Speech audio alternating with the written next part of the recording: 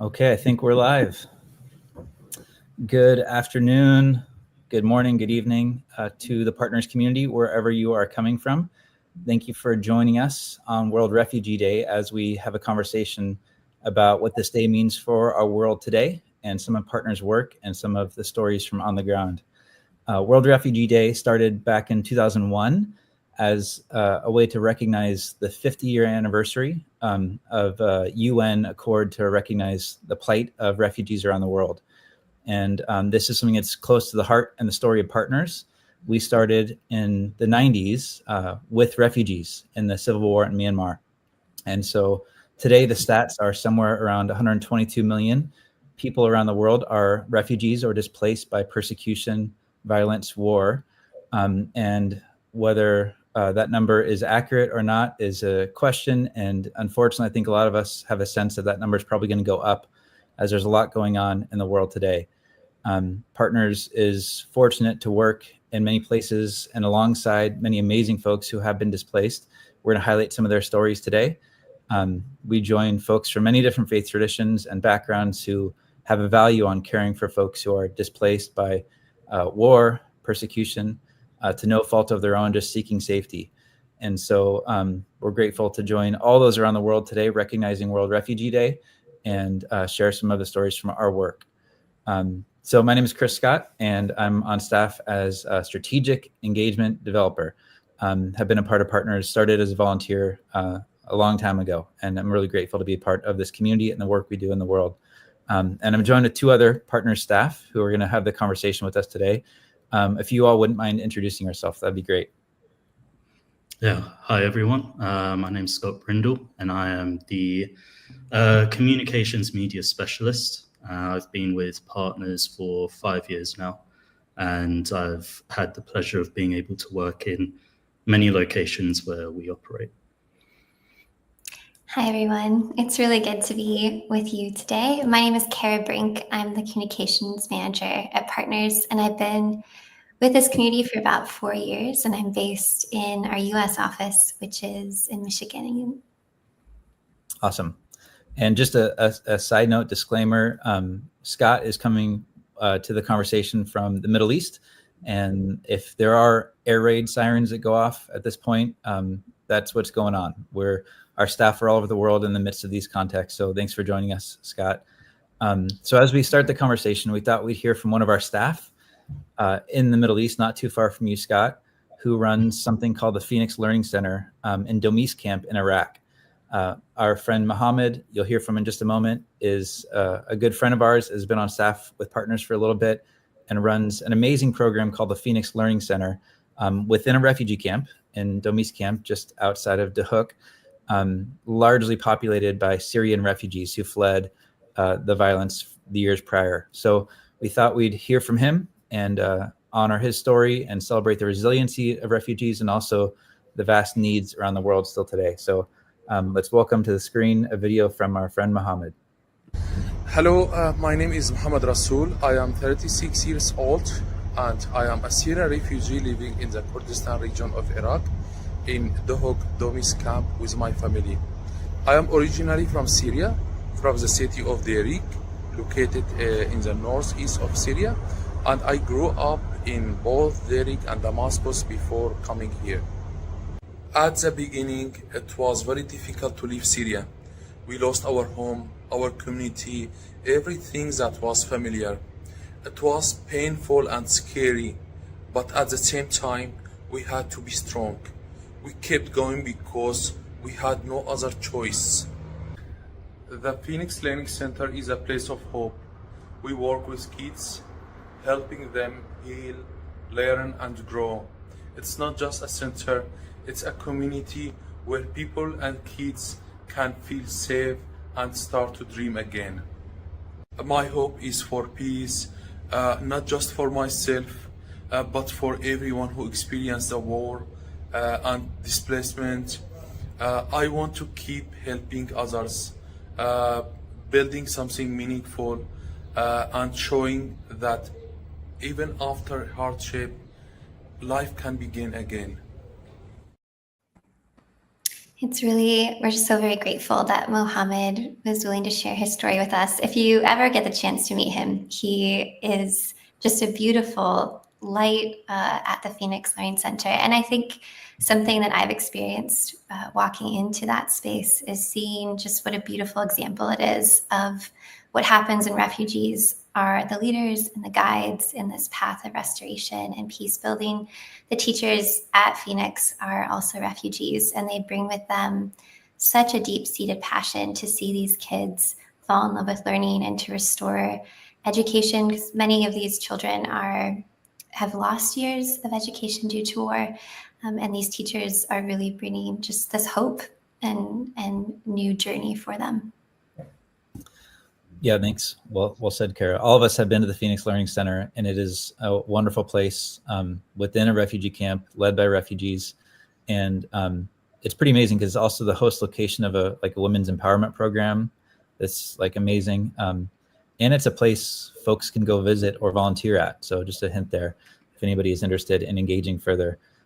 Before we keep going, I just want to acknowledge this is live. We are from different places around the world, and the hope with these partners Unplugged is just to have candid conversations and engage with our work and connect.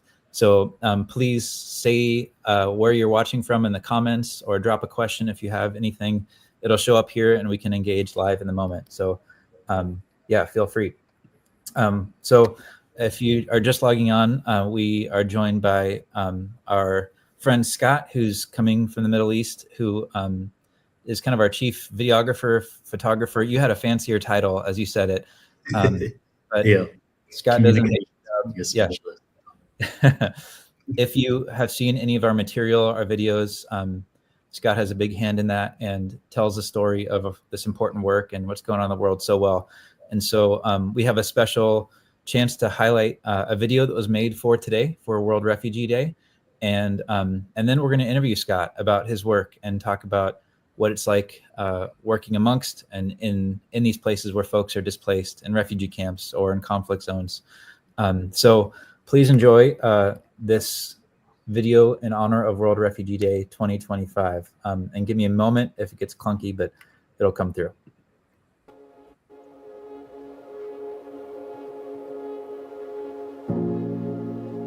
When war comes, it doesn't knock. It destroys everything you know and love. And for millions of refugees, it leaves silence in its wake. هنهجوا عالم كلها طلعت، نحن بالآخر طلعنا. قال لنا حواشنا إلنا طلعوا من هون روحوا على منطقتكم. طلعنا لهيك طلعنا، يعني مجبورين. She fled with nothing but her children in her arms. No blankets, no vehicle, no help. ابني كان بحضني، كان قلت له لجوزي مشي ناخذه على الدكتور، قال ما في دكاترة هون. بعدين فقت الصبح ابني ميت، هيك بحضني مات. يا أكيد من برد يا أختي، ابني قدامي وقفت بيتي وما في شيء، يعني أنا كمان زعلت كثير، حتى هلا أنا بزعل. Her son was just 1 year and 2 months old. Her journey, like that of 122 million displaced people around the world, was marked by grief, fear, and resilience. مثلا نحن جايين لهون يساعدونا، مثلا يوصلوا صوتنا للعالم، بس يبعثوا لنا مثلا. Through every displacement, through every night without shelter, she held on for the sake of her surviving children. الحمد لله مرتاح، بس ننام ما بنام الشارع. أنا هي عندي شيء أهم شيء. At Partners Relief and Development, we believe every refugee deserves more than just survival. They deserve dignity, safety, and a future. بس واحد يعيش، ما بدنا شيء زيادة. On this World Refugee Day, let her voice be heard. Let her grief move us. Let her hope guide us.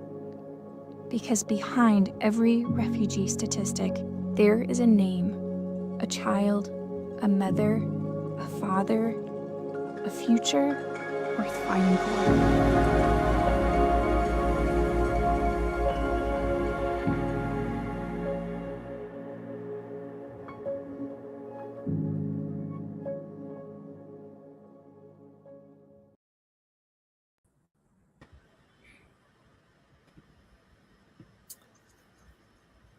Well done, Scott. Thank you.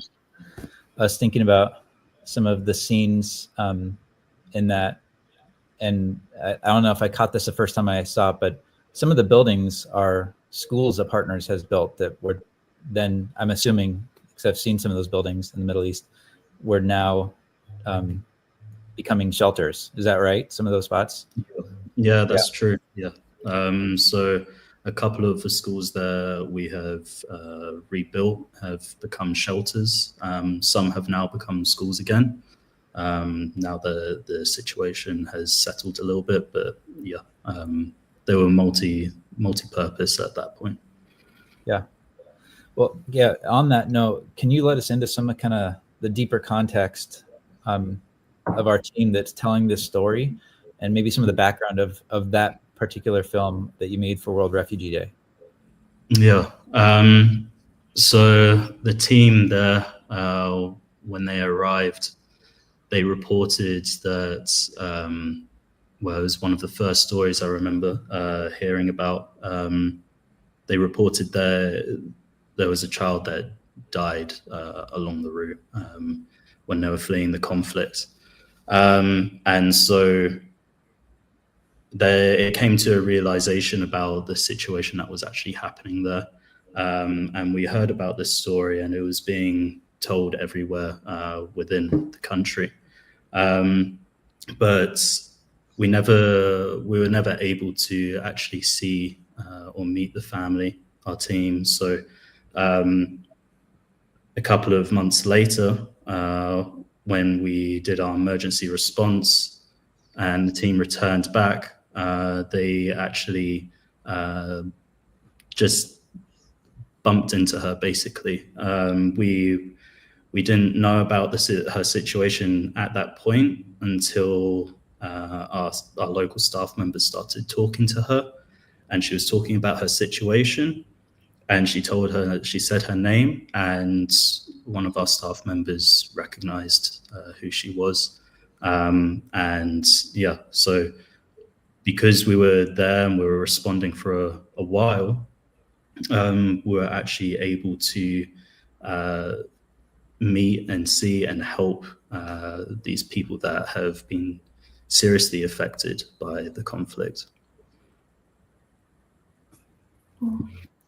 Yeah, that story I remember hearing as well, and just it's heartbreaking to just even imagine carrying your child and you losing them in your arms, and just the vulnerability that families face when they're being displaced. It's not only a losing so often everything that you have, but also even the journey of where do you go, and just being at the mercy of the elements, and just how much courage it took for that mother to even share that story. And I know, Scott, I've had the honor and joy of sitting with you in different places around the world and hearing people's stories. And I've always been really touched by the way that you enter into spaces with this spirit of care that I think, regardless of different cultures or different languages, really puts people at ease to feel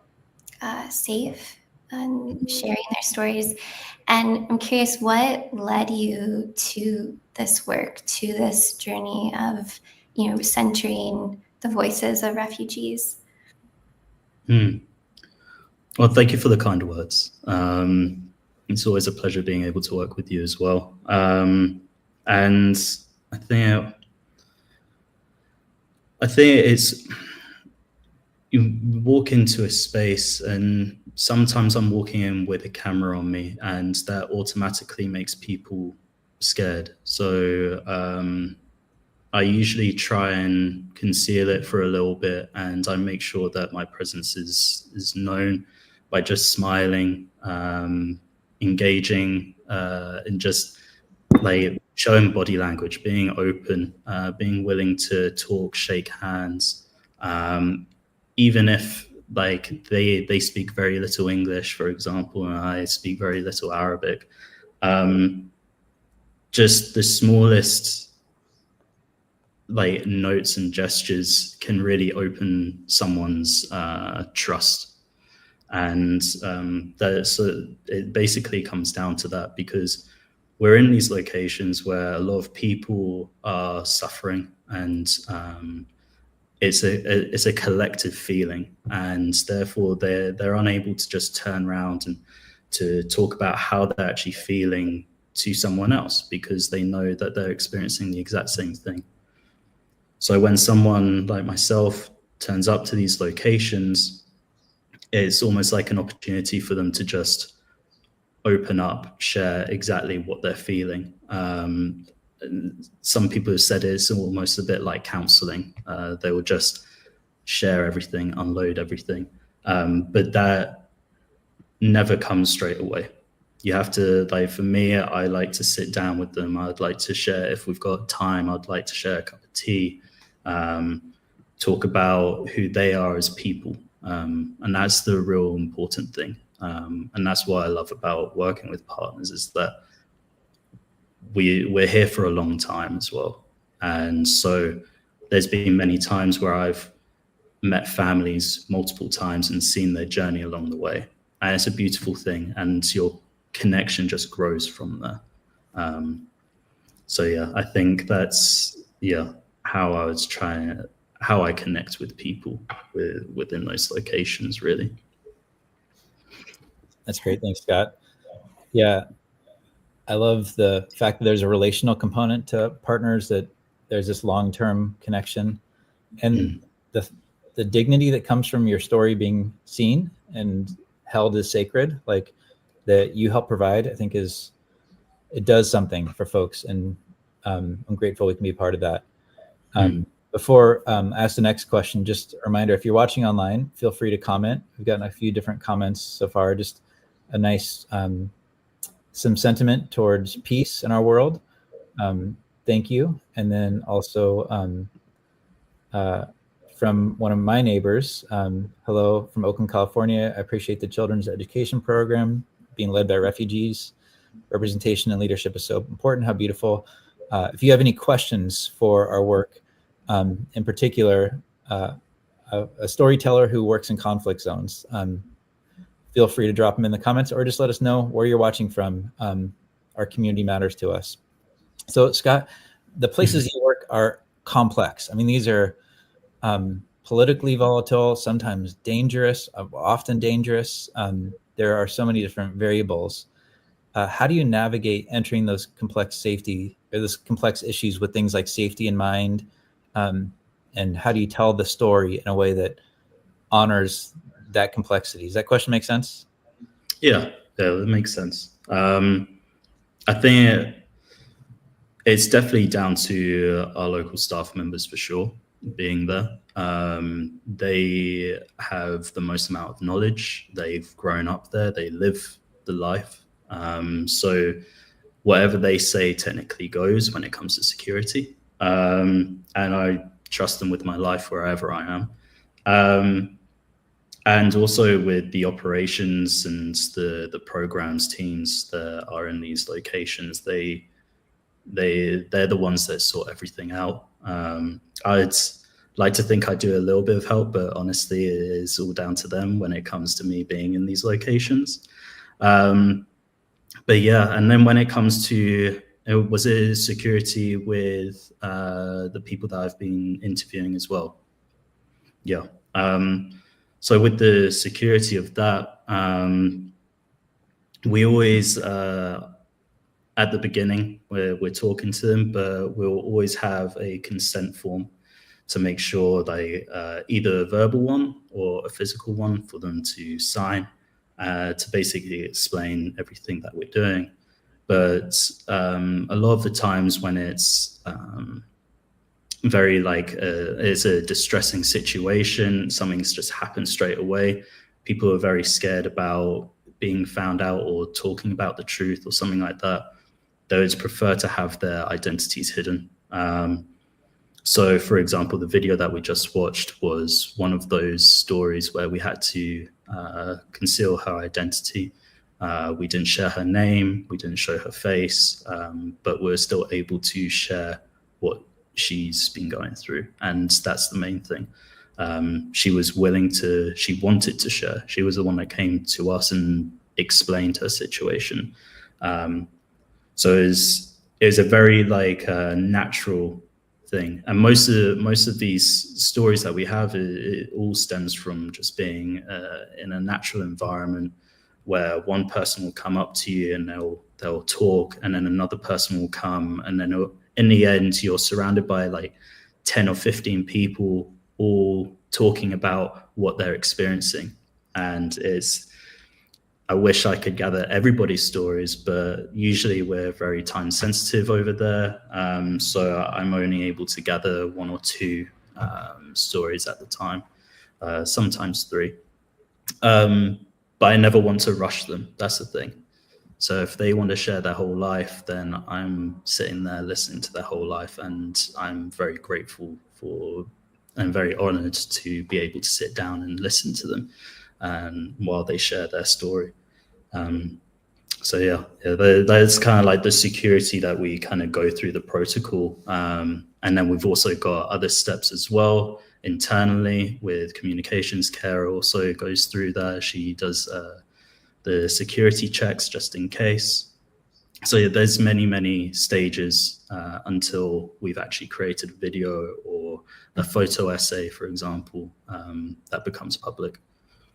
I was really struck when you were talking, Scott, when you were talking about, the multiplication of people coming to share their stories. And it makes me think, something you mentioned, Chris, of every time that, I've been with you on the field, Scott, or with others, whenever people are willing to come and share, these intimate details about their life, often which are really difficult to relive, I always have this deep sense of standing on holy ground, like that those spaces are sacred, and just the power of bearing witness, and for refugees to know that their stories matter. And I think that's something that we get to be a part of in this work as peace builders, to listen and honor the lived experiences of refugees, and to let their wisdom guide us into what does the path of peace building look like, because they intimately understand the very real impact of conflict and oppression. And just grateful for your part in allowing us to enter into that bearing witness, and also I think just for this entire community that stands behind our work and allows us to say in those moments that your story is being heard by a community who deeply loves and cares for you and your family, and that those words are true. I think is just a really incredible thing to be able to say, and to be able to be a part of together. I know, Scott, you've really traveled across the world and sat with people and listened to their stories. And I'm curious, as you've traveled and been in these different places, what are some of the recurring themes of experiences that you've seen in the lives of those displaced by conflict? Yeah. Even though these conflict zones can be very far apart from each other, they do share quite a lot of similarities. Maybe not so much language, but the sense of community there is extremely important. When you've lost everything, you really rely on your neighbors, your loved ones, the people that you've grown up with. You would notice that people that have grown up in school together that are from the same neighborhoods usually travel around together whenever they've been displaced. They're like, family will always stick together, no matter how turbulent it can be. You will always see a family of, for example, 4, but then they'll have their grandparents with them, and then they'll have their cousins and aunties, and then their kids, and then their grandkids, and everything like that. So usually the families are large most of the time. Sometimes you come across very small families, and unfortunately, like they've either been separated along the way, which is some stories that I've heard, either in Southeast Asia, and they really hang on to their culture as well. In all these places, that's extremely important. A lot of areas that we operate in, a lot of these people are being targeted because of their ethnicity or their culture. And so for them, it's extremely important to carry that and to pass that on to the next generation. So whenever I'm in these areas, they're always telling me about their lives and their culture and how important it is, like these little anecdotes that they'll give me about certain little things. And it's beautiful. You'll never get to read that online, but hearing them just say it. And for me, I'll try and share that or portray that within the stories that I'm either writing or that I'm showing through video or photos. But yeah, also, if they might not have anything, but they will give you everything.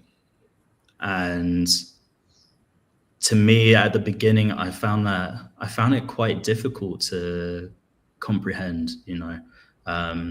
Growing up in the UK, everybody's taught to share, obviously, but when you've got the smallest amount left, you kind of have to keep that to yourself, because you don't know when you're going to have the next amount. But with them, they'll give you everything. And I'll turn up, and there'll be times where they haven't had any like food distributions in months. And they'll invite you into their tent, you'll sit down, and they'll still give you tea. And even though it might be peak summertime and there's a drought, they'll still give you some water, and they'll offer you food as well. And for them, that is a great honor to be able to show hospitality, because that can never be taken away from them. And that's so rich for them. And that's not just in the Middle East, but that's also in Southeast Asia as well. There's many things that are similar in these areas: pride, determination, strength, hope. We used to always, honestly, I still do actually. At the end of every interview, I always ask the person, "What does hope mean to you?" And I think it's a lovely question because it's not a black and white answer. Everybody has their own answer. So yeah, I think those are the key words and that I see within these areas. It's amazing.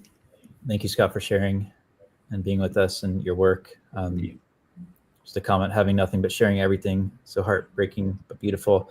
Yeah, I was struck by that idea of, and I've experienced it myself too, the amount of hospitality amongst folks who are refugees is wild. It's like it doesn't make sense. So on this World Refugee Day, thank you for taking the time to just be with us for a little bit, hear a couple stories, remember the many millions of our siblings, our human siblings around the world who are displaced by violence, persecution, war, conflict.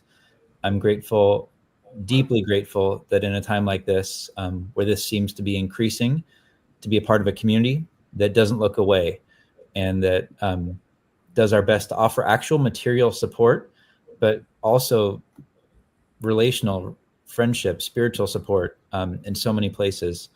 And so if you today are looking for a way to connect with this issue in our world, Partners is one, but there's many other organizations too. I know I'm not supposed to say that as a staff member on an organization, but would encourage anybody watching just to reflect on what it means to be a neighbor to the human world and where many millions are displaced by war, no fault of their own, children, families. And if you'd like to connect with Partners more on this again, we're working in many places, many refugee camps in Southeast Asia and the Middle East. And if you'd like to connect with us, feel free to reach out. We're always happy to talk with anybody. And for those who are just a part of the community and supporting, thank you for giving of your energy, your heart, your resources, your love, so that we continue this work in places where many can't go or won't go. We don't say that lightly. Some of the camps and spaces we're in are very dire, and the needs are very urgent. And so we're grateful to be a part of bringing some alleviation of suffering and hope in the midst of all that. So with that, thank you for joining us. And we have one last comment, just sharing that sentiment from Kathleen Bergen from Edmonton. Thank you for joining us and being part of this too. And anybody else who's watching, or if you comment later, we're going to keep doing these Partners Unplugs as a chance to just have candid conversations about our work and the state of the world. And thank you. Yeah. Be well, everyone. And we'll talk to you soon. Thanks, Scott. Thanks, Kara. Thank you. Thanks, guys.